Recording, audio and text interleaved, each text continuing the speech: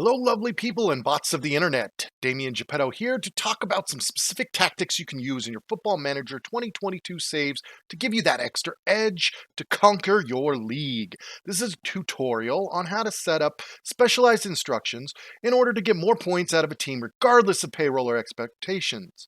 Before we get into it, make sure to drop a like on the video, subscribe, and add a comment to help with the algorithm. Hit that fire intro.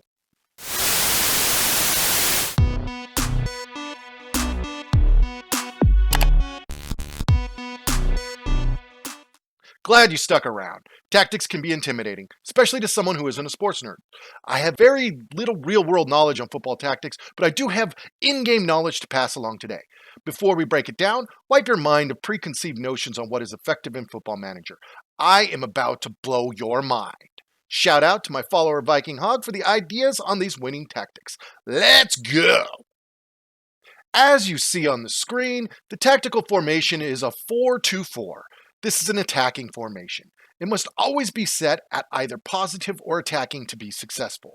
You win games by scoring more goals than your opponent.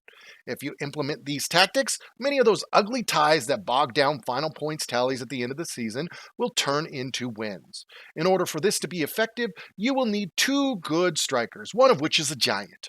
Fear not, if you need some good tall striker suggestions, I will reveal several players towards the end of the video. Start by creating a new formation and setting it at attacking 4-2-4. What number formation you set it as is irrelevant, but you must change your training to focus on it once you finish setting it up if it is not set as your first formation. Let's take a look at the individual roles on this formation. Up front, there must be a target forward position set as attacking. I have the set on the left side, but it can be on either side. The second forward I have set up as a complete forward, but it can be any of the forward settings not named target forward. Feel free to adjust according to your second striker's ability and attributes. If you do not have two startable strikers, you can set it up as a 4-2-3, one where the attacking midfielder is set as a shadow striker. Like so. Your two attacking midfielders on the wings need to be set to inverted winger and attacking.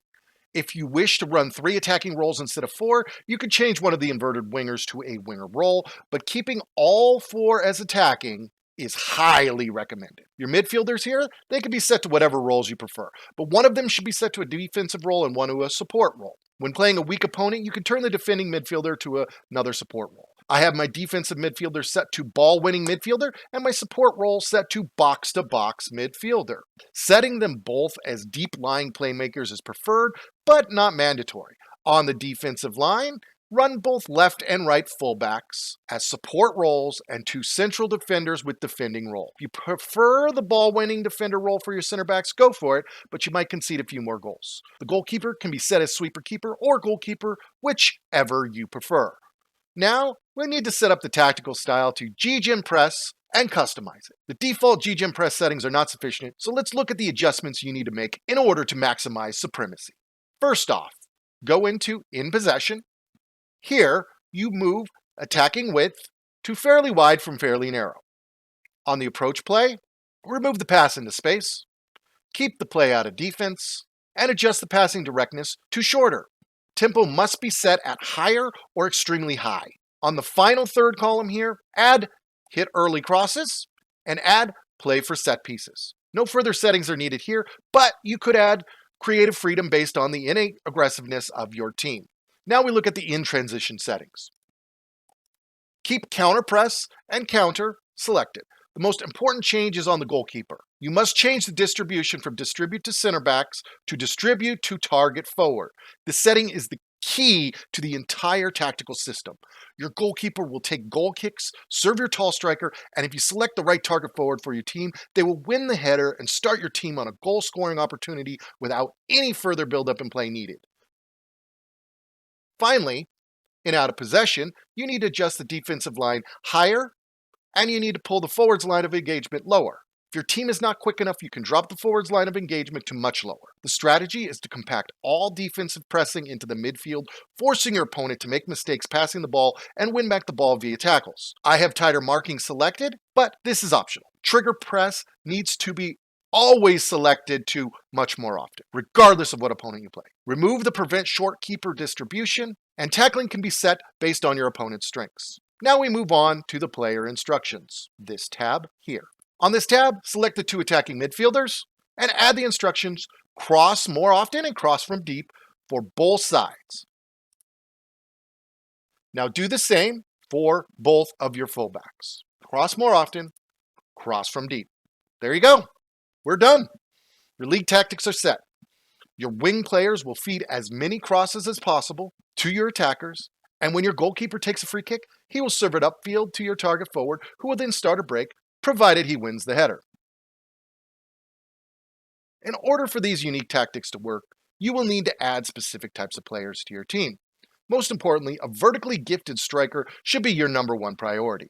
Height, jumping reach, heading, and strength are the most important attributes for this role. Many of these options can be purchased on day one of a save without even scouting. I've done the legwork for you and fleshed out the best transfer targets at a variety of purchasing prices.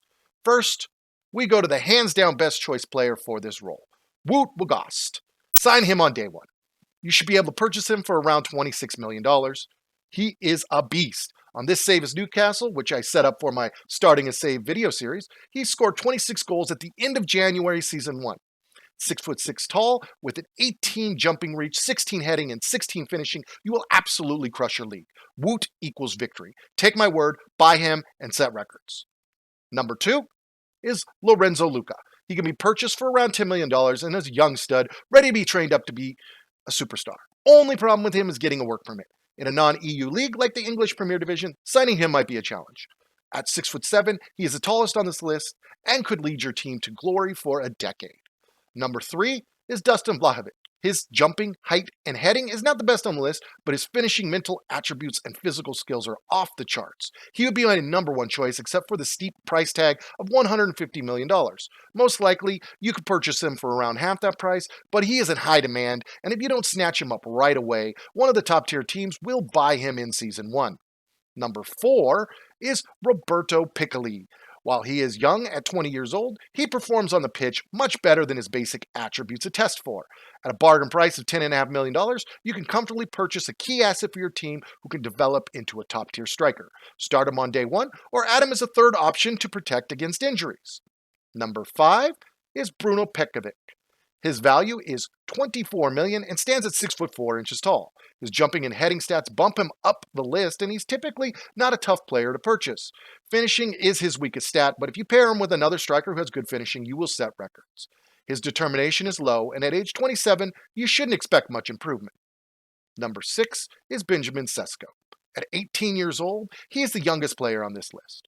A $61 million price tag makes him tough to secure for a mid-tier team, but he has all the stats you could ever dream about in a tall forward, including awesome acceleration and pace. Snatch him up before someone else does. Train him up and secure your legacy. Number 7 is Gianluca Scamacca. His pace and acceleration are the slowest of my recommendations, but he will be a rock up front to pair with a speedy striker. He goes for an affordable $16 million, so the budget-conscious manager will love the bargain value here. Number 8 is Raul Jimenez. On the older side at 30 and costly at $81 million, he is a good option for a team that requires you to sign high reputation players. A 16 finishing is enviable, and his attributes are well-rounded, including great pace and acceleration. Number 9 is Elijah Adebayo. This is your best option on a smaller team, as his transfer value is maxed out at $1.4 million. An absolute steal at this price. I have him dominating the Sky Bet League on my Preston North End save. Solid, but not much more than a 3-star potential. The 10th and final player profile highlighted here on this video is Kacper Przybyłko. Probably screwed that up. This suggestion comes from another one of my followers, and I don't have the full stats on him yet. He's in America on the MLS on Philadelphia, so you need to scout the US to get him. This is another hot tip from one of my loyal stream followers, and I have the best supporters hands down. Well, that's the video I have for you today. Thank you for watching. Please click that like button and subscribe for more content. I'll be making a video about bargain players for all of the positions on the pitch, so stay tuned for more exclusive Football Manager content from your favorite evil puppet master. If you want to watch my live streams, you can find me on that other streaming channel that starts with a T and rhymes with itch. Good day, my filthy puppets. Good day.